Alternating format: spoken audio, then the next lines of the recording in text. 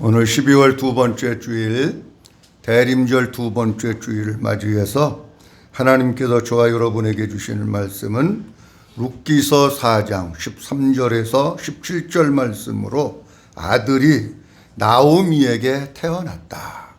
아들이 나오미에게 태어났다. 이러한 제목으로 하나님의 말씀을 선포하겠습니다. 오늘 하나님의 말씀이 선포될 때에 갈대아 우르라고 하는 이방신을 섬기는 그 지역에 아브라함이 살고 있었습니다. 그런데 그 아브라함에게 영광 중에 하나님이 나타나셔서 말씀을 하십니다. 너는 너의 본토 친척 아비집을 떠나 내가 네게 지시하는 땅으로 가라고 하는 말씀을 아브라함이 마음으로 듣습니다. 마음으로 그 말씀을 받고 아브라함의 평생의 삶이 가끔씩 인간이기 때문에 약할 때도 있었지만 하나님 앞에 늘 순종하는 모습의 삶을 살아가고 있는 것을 보게 됩니다.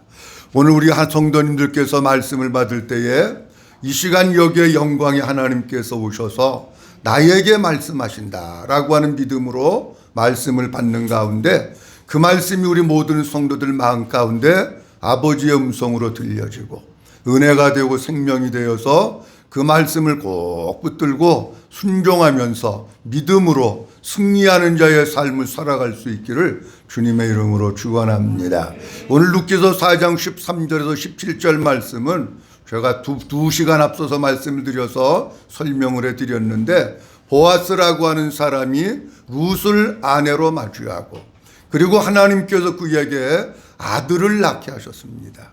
이 아들을 낳게 하셨는데 그 마을에 살고 있는 여인들이 나와서 너무나 하나님의 은혜가 감사해서 하나님께 찬송하고 하나님께 영광을 돌리고 그 여인에게 축복을 하면서 축복하고 있는 내용의 말씀이 본문에 기록되어 있는 내용의 말씀입니다. 그런데 오늘 17절 말씀에 보면 이런 말씀이 있습니다. 여인들이 새로 태어난 그 아이에게 이름을 지어주면서 뭐라고 얘기하느냐고 하면 나오미에게 아들이 태어났다 이렇게 얘기합니다. 한번 따라합니다. 나오미에게 아들이 태어났다. 아멘. 나오미에게 아들이 태어났다 그래요. 우리가 가지고 있는 지금 한글 성경은 나오미에게 아들이 태어났다. 그러면 주어가 누구냐고 하면 나오미입니다. 강조점이 어디 찍히냐고 하면 나오미에게 강조점이 찍히는 거예요. 근데 히브리 원문을 보면은 주어가 나오미가 아니고 아들입니다. 강조점을 어디에다 찍었느냐고 하면 아들에다가 강조점을 찍은 거예요. 그게 우리가 갖고 있는 성경하고 히브리 원문하고 차이가 있는 겁니다. 지금 여기 태어난 아들이 누구냐고 하면 보아스를 통해서 기업물을 자로 태어난 아들입니다. 또 오늘 본문 말씀 속에 볼 것 같으면 뭐라고 말씀하고 있느냐면 이 아들이 다윗의 아버지인 이새의 아버지였더라. 다윗의 할아버지가 되시는 분이 바로 여기에 이때 태어난 오벳이라고 하는 사람입니다. 구속사의 계보를 이어갈 아들로 태어난 겁니다. 근데 이 아들이 또 누구를 모형하고 있느냐고 하면 예수 그리스도를 모형하고 있기 때문에 나오미에게 강조점이 찍히면 안 되고 누구에게 강조점이 찍혀야 되느냐고 하면 아들에게 강조점이 찍혀야 되는 거예요. 다시 말씀드리면 이런 얘기입니다. 마리아가 아들 예수님을 낳습니다. 마리아가 주어가 돼야 됩니까? 예수님이 주어가 돼야 됩니까? 예수님이 돼야죠. 마리아에게 강조점을 찍는 게 아니라 누구에게 강조점을 찍어야 되느냐고 하면 아들 예수 그리스도에게 강조점을 찍어야 되는 것과 같다라고 하는 겁니다. 오늘 성경대로 얘기하면 나오미에게 아들이 태어났다. 근데 원문대로 얘기하면 아들이 나오미에게서 태어났다라고 하는 게 맞는 거예요. 그래서 제목을 어떻게 정했느냐고 하면 아들이 나오미에게 태어났다 이렇게 정했습니다. 본문 그대로 오늘 본문 말씀 보면서 한 두 가지 말씀드리려고 하는데 첫째로는 하나님께서 나오미에게 선물을 주셨다고 하십니다. 자 보세요. 나오미에게 선물을 줍니다. 자, 육신적으로 볼 때 나오미는 어떤 사람이냐고 할 것 같으면은 아들을 낳을 수 있는 형편의 사람이 아닙니다. 룻기서 1장 3절 말씀에 보면 이렇게 나와 있습니다. 나오미의 남편 엘리멜렉이 죽고 나오미와 그의 두 아들이 남았으며, 보세요. 나오미의 남편 엘리멜렉이 뭐하고? 죽고. 그러면 남편이 죽으면 아들 낳을 수 있어요, 없어요? 못 납니다. 아니, 아들만 못 낳는 게 아니라 자녀 자체를 낳을 수가 없는 거예요. 근데 그 본문 말씀 5절, 1장 5절 말씀에 보면 말론과 기리온 두 사람이 다 뭐하고? 죽고. 아들 둘이 있었는데, 말론과 기리온 두 아들이 있었는데 두 아들이 다 죽고 그 여인은 두 아들과 남편 뒤에 남았더라. 이렇게 되어 있습니다. 우리말 성경에는 이렇게 되어 있습니다. 그러다가 말론과 기련도 다 죽었고 나오미는 두 아들과 남편을 다 잃은 채 혼자 남게 되었더라. 이렇게 되어 있는 거예요. 자, 그러면은 이미 나오미는 남편도 죽고 두 아들도 죽고 지금 혼자 남아있는 사람이에요. 그러면 혼자 남아있는 사람이 아들을 낳을 수 있습니까? 없습니까? 없는 거예요. 혼자 남아있기 때문에 아들을 낳을 수가 없어요. 적어도 내게 아들이 있으려고 하면은 남편이 있든지 내가 난 아들이 있든지 누군가가 있어야 되는데 아무도 없는 겁니다. 베들레헴에서 모압 지방으로 내려가 가지고 남편도 죽고 두 아들도 죽고 홀로 된 과부, 그것도 나이가 많은 사람이 혹시 남편을 얻었다고 해도 아이를 낳을 수 있는 길이 없다라고 하는 겁니다. 그렇기 때문에 오늘 본문 말씀에 나오미가 아들을 낳았다, 나오미에게 아들이 태어났다, 아들이 나오미에게 태어났다고 하는 것은 어떤 의미냐고 할 것 같으면 인간적으로 육신적으로 볼 땐 도저히 나오미에게 아들이 태어날 수 없는 거예요. 그렇기 때문에 아들이 태어난 것은 뭐냐? 전적인 하나님의 은혜고 전적인 하나님의 사랑이고 전적인 하나님의 선물이신 줄로 믿으시기 바랍니다. 아들이 나오미에게서 태어났다고 하는 자체가 기적입니다. 그리고 그것 자체가 하나님께서 나오미에게 특별히 허락하신 선물이다라고 하는 겁니다. 물론 보아스가 기업물을 자가 되어서 룻을 통해서 하나님께서 기업물을 아들을 주신 것이지만 그 아들이 누구의 아들이 되느냐? 그 아들이 나오미의 아들이 되는 거예요. 자, 그렇다고 하면 이 말씀이 우리에게는 어떻게 적용될까라고 하는 겁니다. 우리가 누구와 같은 사람이냐고 하면 우리가 어떻게 보면 나오미와 같은 사람입니다. 우리는 아들을 낳을 수 있는 사람이 아닙니다. 자, 이제 우리가 대림절 두 번째 주일을 지나고 두 주가 지나고 나면은 성탄절입니다. 그런데 성탄절이라고 하는 것은 무엇이냐? 물론 여러 가지 의미가 있습니다만은 우리의 기업물을 짜 되시는 예수 그리스도를 하나님께서 우리에게 뭘로 주신 날이냐? 한번 따라합니다. 선물로 주신 날입니다.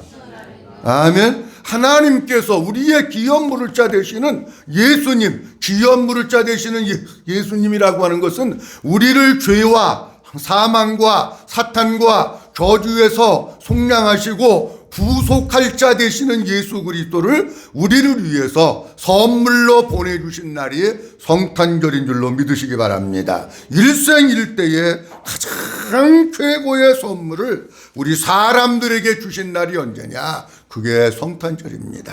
자, 한번 성경 말씀 보도록 합니다. 이사야서 9장 6절 말씀입니다.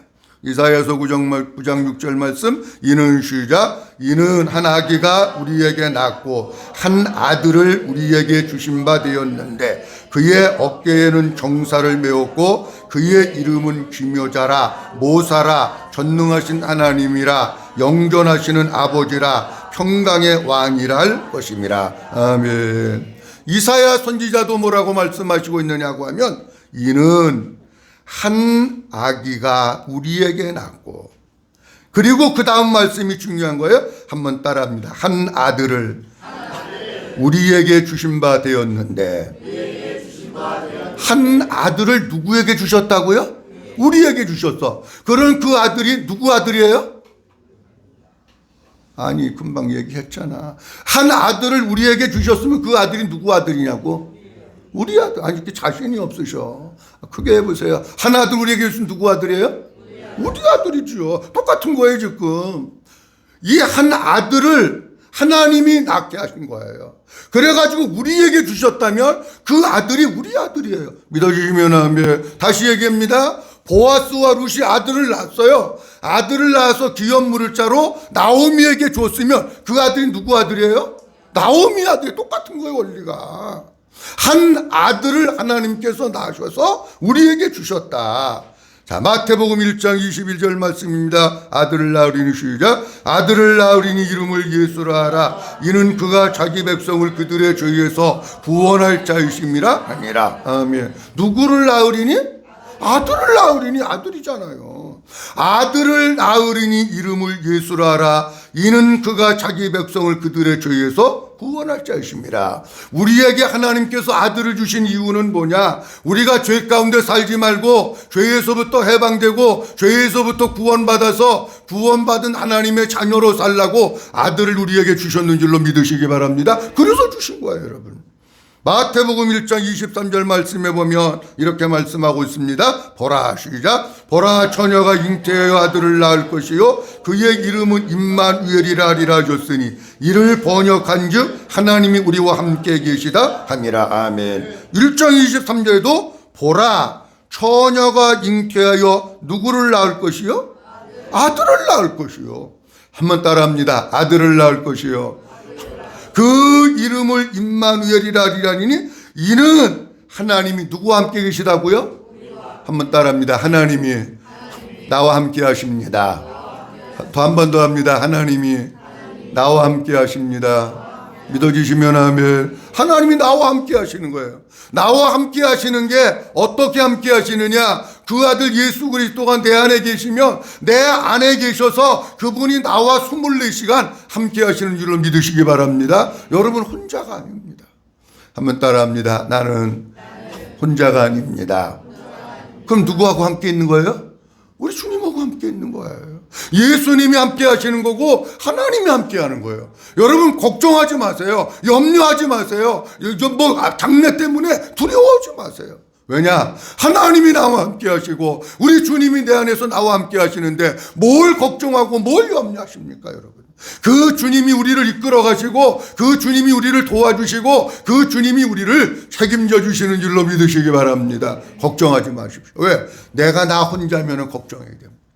그런데 내가 나 혼자가 아니라 천지 만물을 지으신 하나님이 나와 함께 하시고 그 아들 예수님이 내 안에 계셔서 나와 함께 하시는데 뭘 불안해하고 뭘 걱정하고 뭘 염려하십니까? 우리가 그냥 그분만 바라보고 그분으로 살고 그분을 신뢰하고 그분을 믿음으로 살면 그분께서 우리의 삶을 이끌어 주시는 줄로 믿으시기 바랍니다.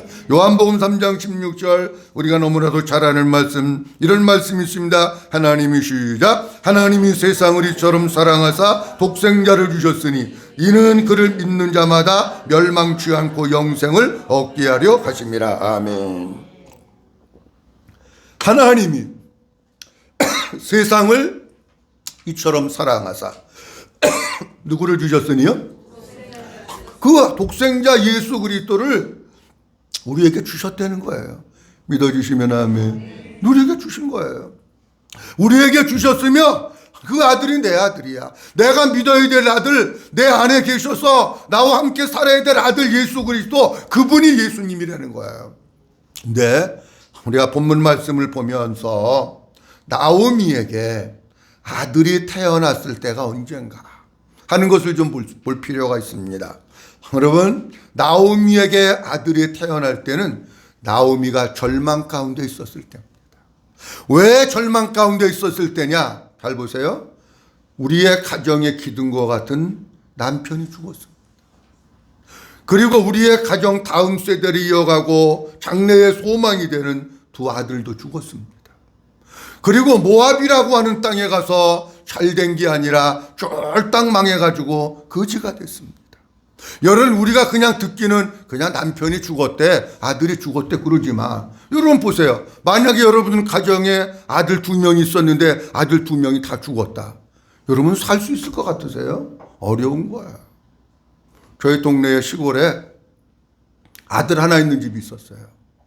그런데 저수지가 이렇게 있는데 저수지는 언제가 위험하냐고 하면 봄이 되어서 막 따뜻해서 얼음이 녹을 때 그때가 위험한 거예요.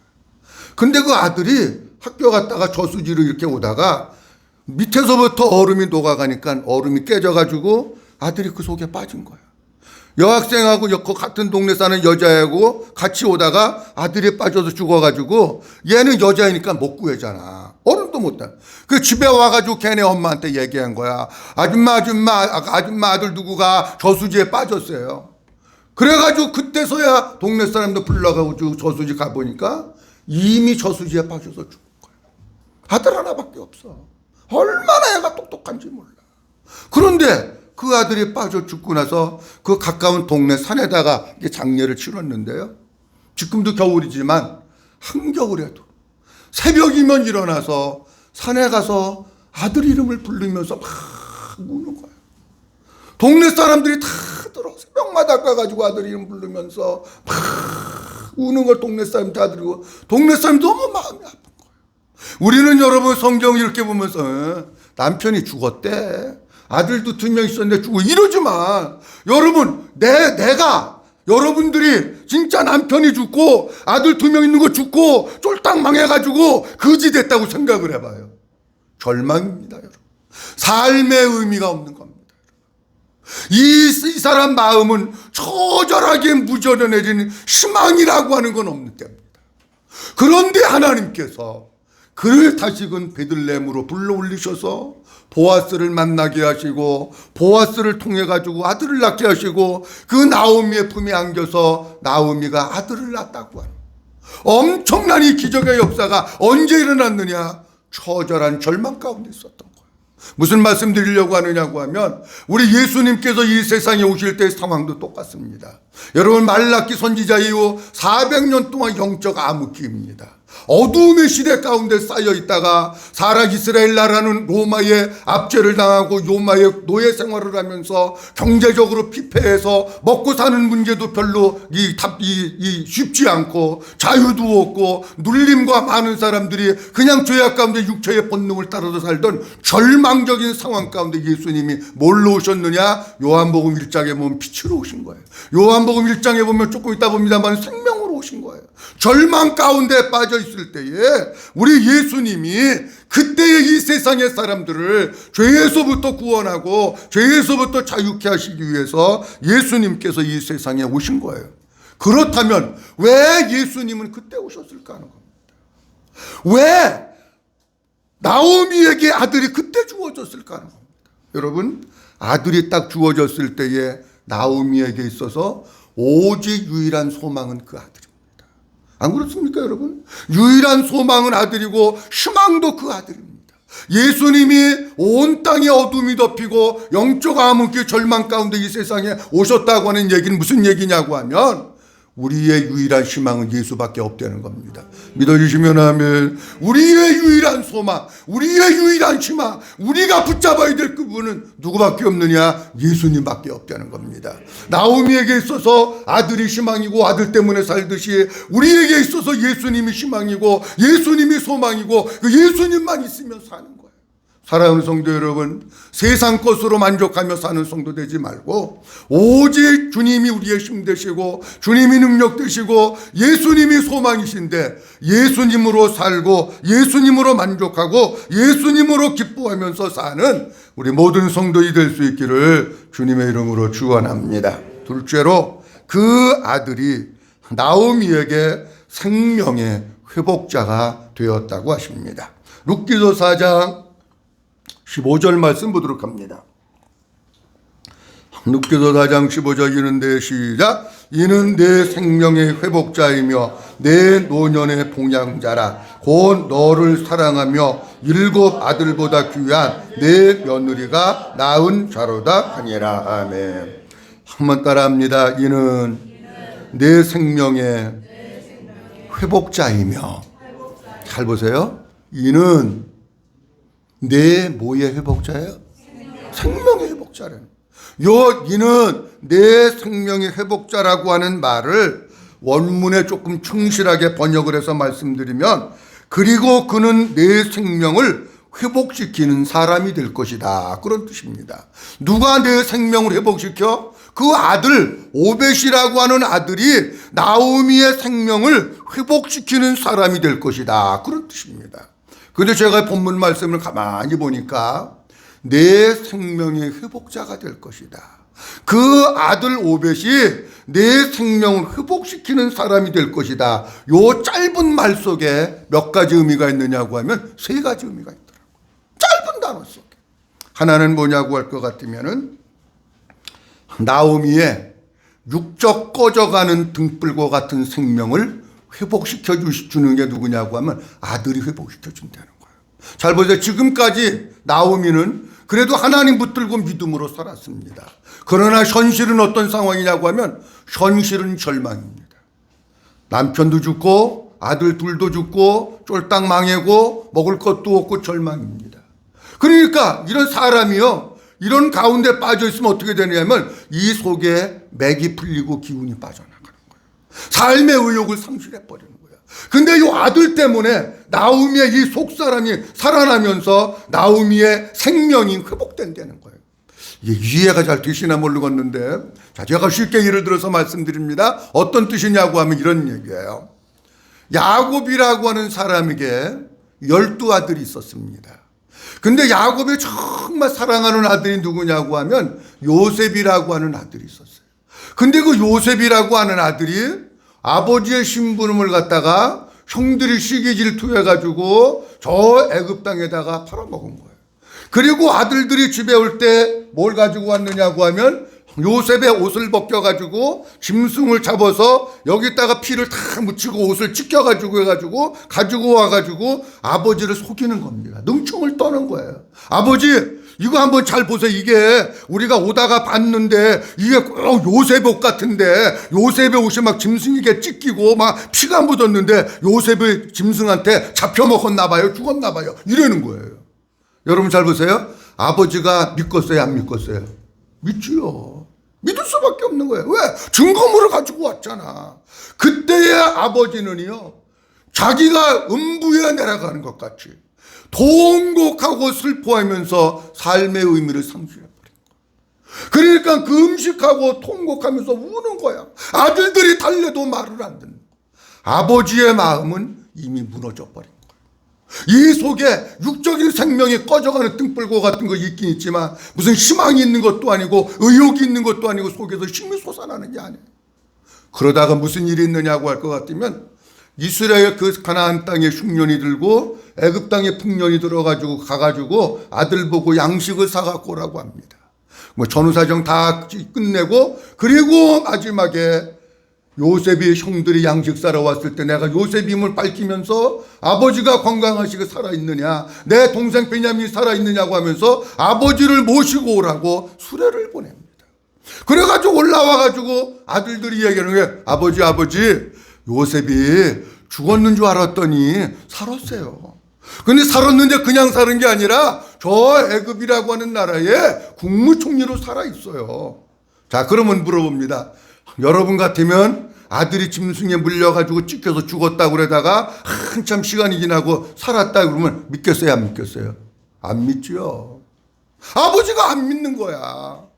그때에 성경 말씀에 뭐라고 나와 있느냐면 창세기 45장 26절에서 27절 말씀에 보면 이렇게 말씀하고 있습니다.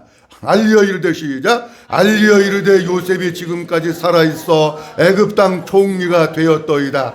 야곱이 그들의 말을, 자 보세요. 야곱이 아들들이 하는 말을 믿었다고 안 믿었다고요? 안 믿었어요. 믿지 못하여 어리둥절하니, 얘네들이 나 또 속이려고 그러나, 또 거짓말 시키려고 그러나, 얘네들이 뭐 잘못 본 거 아닌가, 비슷한 사람을 또 요셉이라고 본 거 아닌가, 안 믿는 거예요. 그런데 그 27절에 보면 이렇게 나와 있습니다. 그들이 시작. 그들이 또 요셉이 자기에게 부탁한 모든 말로 그에게 말하며 그들의 아버지 야곱은 요셉이 자기를 태우려고 보낸 수레를 보고서야 기운이 소생한지라. 아멘. 그런데 아버지가 안 믿으니까 아들들이 아버지 나와 보세요.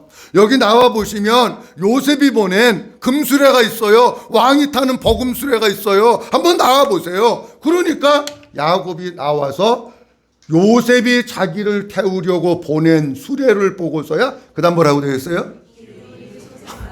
근데 여러분들은 기운이 꺼져가는 것 같아요. 다시 한번 읽어봐. 시작. 기운이 어땠다고요? 좀 기운이 소생하는 사람같이 좀 읽어봐. 한번 따라합니다. 기운이 소생한지라. 아니 그걸 보고서 아버지가 이 속에서부터 기운이 확 솟아나 버린 거야. 그러니까 야 진짜 요셉이 살았구나, 그 아들 만나러 가야지 하면서 이 조그맣게 그 야곱이 아니라 지금은 이 속에서 기운이 나고 생명이 솟아나는 아버지로 바뀌었대요. 무슨 얘기냐고 하면 내 생명의 회복자가 된다라고 하는 것의 뜻의 하나의 의미는 나오미가 지금까지의 삶이 꺼져가는 등불과 같이 야곱과 같이 그렇게 살았는데 아들을 안고 나서 이 속에서 삶의 의욕이 생기고 생기가 생기고 쉼이 생기고 소망이 생겼다, 그 얘기예요. 믿어주시면 아멘. 그 다음 또 하나의 의미는 어떤 의미를 가지고 있느냐고 하면 생명의 회복자라고 하는 또 하나의 의미는 우리의 가정에 이 아들이 없으면 생명의 대가 끊어지는 겁니다.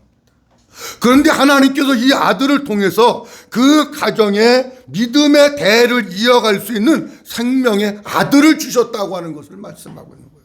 이스라엘 사람들에게는요, 이게 너무 중요한 거예요. 생명의 대를 이어가는 아들. 지금은 뭐 아들, 딸 구별 안 하고 뭐 아무나 낳고 살다가 가면 돼. 이렇지만 이때 당시 하나님께서는 구속사의 역사를 이뤄가는 거기 때문에 반드시 생명의 대를 이어갈 아들이 있어야 되는데 그 생명의 대를 이어갈 아들을 하나님께서 주셨다라고 말씀하고 있는 겁니다. 그 다음에 또 하나의 의미는 뭐냐고 하면 그동안 나오미는 모압에서 올라올 때 비어서 왔어요. 비어서. 다시 얘기하면 아무것도 없는 빌털털이 가난한 사람으로 왔는데 이제는 아들을 통해서 생명이 회복되어 가지고 영육간의 축복을 누리면서 살게 될 것이다, 그걸 말씀하고 있는 거예요. 근데 실제적으로 아들이 태어나면서 나오미는 어떻게 사느냐, 보아스가 그 가정에 이제 모든 삶에 대한 것들을 다 공급해주고 채워줌으로 말미암아 풍성한 축복 속에서 살게 됐다라고 하는 겁니다. 어쨌든 이 아들이 어떤 아들이냐, 나오미에게 있어서 생명의 회복자가 되는 아들입니다. 다 그렇다고 할 것 같으면은 나오미의 생명을 아들이 회복시켜 주었다고 하면 우리는 어떻게 생명이 회복되느냐. 여러분, 여러 번 말씀드렸습니다만은 우리 사람에게 있어서 가장 소중한 것은 생명입니다. 믿어주시면 하면 생명이 중요해요. 아무리 그 사람이 공부를 많이 하고 아무리 그 사람이 IQ가 좋고 아무리 그 사람이 좋은 데 취직해서 돈을 많이 벌고 권력을 누린다고 할지라도 그 사람에게서 생명 떠나면 끝나버려요. 진짜 우리에게 있어서 중요한 것은 뭐냐? 생명이에요. 여러분들 조금 힘들고 어려워도 내 속에 생명이 있으면 얼마든지 이길 수 있고 얼마든지 승리할 수 있고 얼마든지 주의 영광 위에서 살 수 있게 되는 줄로 믿으시기 바랍니다. 생명이 있는 게 중요한 거예요. 자, 그런데 우리는 어떤 사람이냐? 에베소서 2장 1절 말씀해 보면 허물과 죄로 죽었다, 그렇게 말씀합니다. 우리는 죽어있는 사람의 영적으로. 그런데 우리 모두가 허물과 죄로 죽어서 생명 없는 시체와 같은 사람들인데 우리에게 필요한 게 뭐냐? 우리에게 필요한 것도 생명이라는 거예요. 제가 생명에 대해서 여러 번 말씀드렸는데 우리 속에는 본래 하나님의 생명이 없었습니다.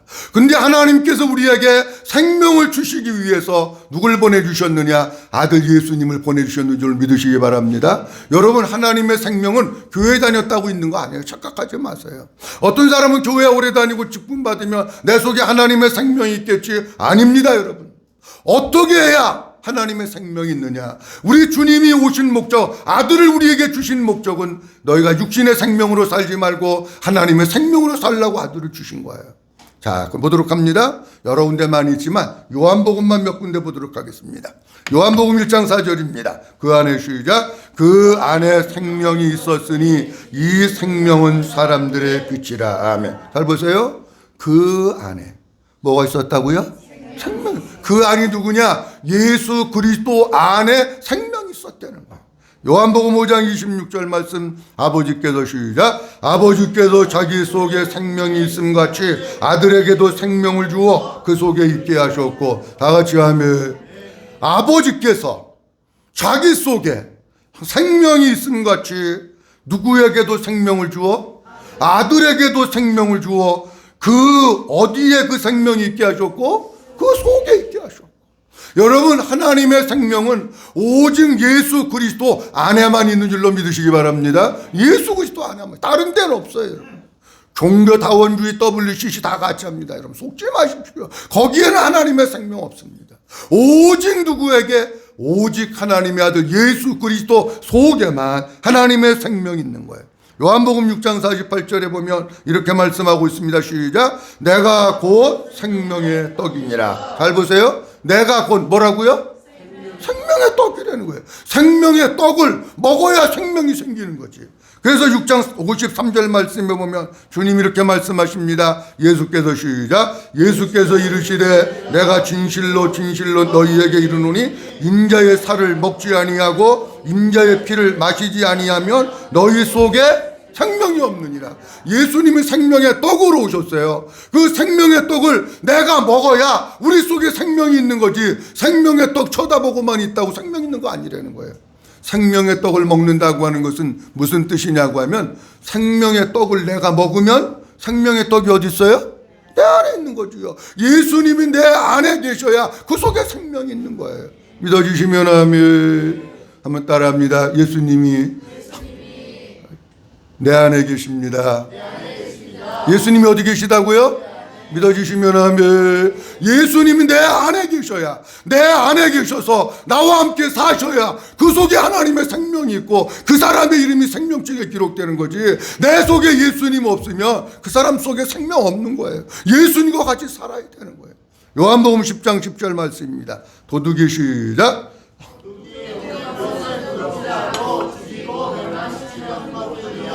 내가 온 것은 양으로 생명을 얻게 하고 더 풍성히 얻게 하려는 것이라. 아멘. 잘 보세요. 도둑이 오는 것은 도둑질하고 죽이고 멸망시키려는 것뿐이요. 내가 온 것은, 예수님이 온 것은 양으로 하여금 뭘 얻게 하고요? 생명을 얻게 하고. 예수님이 오신 이유는 다른 거 아니에요. 우리에게 하나님의 생명 주시기 위해서 오신 것이지 딴 거 위해서 오신 거 아니에요. 그러니까 진짜 우리가 예수 믿는 사람들은 어떻게 살아야 되느냐고 하면, 그 부활하신 예수님이 내 안에 계셔서 그 예수님이 나와 함께 살 때 내 안에 생명이 있는 건데, 하나님의 생명으로 살라고 예수님이 땅에 오신 거예요. 사랑하는 성도 여러분, 육신의 생명으로 살지 말고 하나님의 생명으로 사시기를 주의 이름으로 축원합니다. 하나님의 생명으로 살려면 보세요, 복음을 깨달은 것과 복음으로 사는 것은 틀립니다. 여러분, 복음을 아는 것과 복음으로 사는 건 틀린 거예요. 여러분, 복음으로 살려면 내가 영적으로 성장해야 합니다. 그래야 복음으로 삽니다. 내가 영적으로 성장하지 않으면 복음으로 못 삽니다. 지식만 되는 거예요. 주님은 그걸 원하시는 게 아니라 내가 영적으로 성장해서 하나님의 생명으로 살고 복음으로 살려는 거예요. 그러면 복음으로 산다고 하는 것은 어떤 것이냐고 하면, 하나님의 생명으로 산다고 하는 것은 뭐냐? 내 안에 계신 주님이 주시는 마음으로 사는 거예요. 아멘. 한번 따라합니다. 내 안에 계신 주님이 주시는 마음으로 사는 것입니다. 내 안에 계신 주님이 주시는 마음. 다시 얘기하면 내 안에 계신 주님이 말씀하시는 그분의 음성을 듣고 사는 게 복음으로 사는 거고 하나님의 생명으로 사는 거예요. 믿어주시면 그렇게 살려는 거예요. 자, 예를 하나 들어서 말씀드립니다. 제가 금요일날 저녁에 말씀드린 것 같은데 잘 들어보세요. 복음으로 산다고 하는 게 뭔가 말씀드리려고 해요. 제가 캄보디아 가가지고 첫째 날은 세례 예식을 했습니다. 두 번째 날은 그 영성 훈련원 봉원시 집사 임주식을 하고, 오후에는 영성 훈련원 그 옆에 목사님 그 거할 사택 기공 예배를 드렸어요.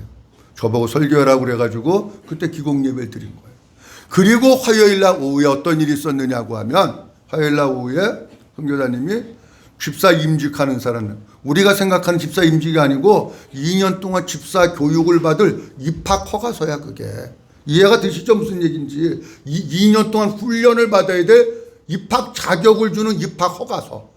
그 집사 임직식을 하고 모든 행사가 마치고 오늘은 저녁에 바티에이에서부터 프놈펜까지 가가지고 그 주변에 식당이 없어요. 우리로 얘기하면 여기에서 천안까지 밥 먹으러 가는, 천안까지 1시간 반에서 2시간 가는 거리가 이제 프놈펜인데, 거기에 가서 식사하러 가는데 사부사부 가니까 사부사부더라고. 그래서 그 집사 임직 받은 사람들, 뭐 남편, 뭐 애기 있는 사람은 애기도 데리고 오고, 세례 받은 사람들, 한국에서 간 23명, 이 사람들이 큰 관광버스 하나를 타고 프놈펜으로 1시간 반 2시간 정도 가가지고 거기 식당에 간 거예요.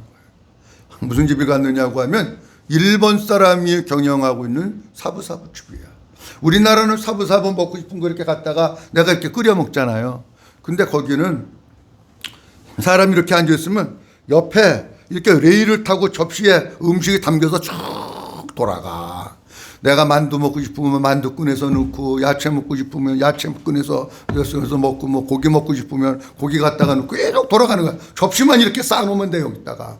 그럼 접시별로 계산한다고 그랬대. 나 또 얘기 들으니까. 그러면 이제 이렇게 하는데, 어쨌든 그래가지고 사람들이 이제 그 식사를 내 돈 내는 거 아니니까 뭐 그냥 맛있게 잘 먹었습니다. 어쨌든지 맛있게 잘 먹었는데, 차 타고 오는데 어떤 분이 속이 안 좋다는 거. 어떤 분이. 난 그래서 뭐 너무 많이 드셔서 그런가 그렇게 생각을 했는데, 제가 이제 이렇게 사부사부를 먹는데 많이도 먹지 않지만 조금 먹었어요. 사부사부 야채 조금 먹었는데 갑자기 마음에 어떤 마음이 드냐면, 그만 먹으면 좋겠다. 그 마음이 오는 거예요. 제가요 장이 조금 예민합니다. 겨울에 찬바람이 이쪽으로 싹 지나가면 찬바람이 싹 스쳐가는 걸 내가 느껴. 그러면 바로 화장실 가. 장이 그렇게 예민해요, 제가요. 그러니까 참 그래가지고, 아니 조금밖에 안 먹었는데, 야채 조금밖에 안 먹었는데 그만 먹으면 좋겠다. 그 마음이 딱 오더라고. 이게 주님이 주시는 마음이더라고, 나중에 보니까. 그래가지고 다른 사람들은 뭐 고기에 뭐해서 많이 먹었는데 난 안 먹었어요. 근데 그 이튿날에서야 보니까 어떤 일이 벌어졌느냐고 하면, 식당에서 식사하고 오신 분들 여러 명이 병원에 입원 한 사람 했고, 링거 맞고, 한 사람 병원에 가서 치료받고, 그리고 다른 사람들 뭐 정로환 이런 것도 안 듣는데요, 거기는요. 그래서 한국 의사가 특별히 처방해준 설산하고 이제 그럴 때 먹는 약을 선교사님이 가지고 다니더라고. 이거 먹어야 된다는데 그거를 먹여도 안 낫는 거야. 위로다가 막 토하고 밑으로 싸고 막 그냥 사람들이 막 다 초죽음이 돼가지고 막 그러고 있어가지고, 그 수요일 날 아침에 일찍 출발을 해야 되는데 출발을 못 한 거예요. 9시 반이나 돼가지고 가까스로 그냥 아픈 사람들 다 그냥 해가지고 출발했는데, 내가 뭐 쉬어보진 않았지만 한 6, 7명 정도가 다 탈이 나가지고 막 밤도 못 자고 막 화장실 왔다 갔다 그러고 막 그랬던 거예요. 내가 그런 모습을 보면서, 야, 장은 내가 제일 안 좋은데, 에? 내가 주님이 여기에 마음 딱 주셨을 때 그만 먹으면 좋겠다 하는 마음 주셨을 때, 그리고 돈 낸 거 여기까지 왔는데 많이 먹어야지. 그러고 뭐 고기를 해서 뭐 해서 먹었으면 나는 큰일 났습니다. 근데 이게 의사 얘기가 뭐라 그러냐면, 바이러스균에 의해 가지고 토하고, 토사광란이라 그러잖아요. 토하고 설사하고 그런 게 있다는 거예요. 우리 같이 가신 분, 한국에서 가신 분이 한 분 병원에 막 급히 후송을 했는데 의사가 안 놔줘요. 일주일 동안 여기서 입원해 있어야 되는데 안 놔주는 거야. 뭘 말씀드리려고 하느냐고 하면 이런 거예요. 주님이 주시는 마음을 주셨는데 그거를 내가 무시하고 계속 먹었다면 나도 거기서 병원에 입원했을 거예요. 그런데 주님이 딱 마음을 주셨을 때 참 희한하게 더 이상 먹고 싶은 생각이 안 나는 거야. 조금밖에 안 먹었어, 야채.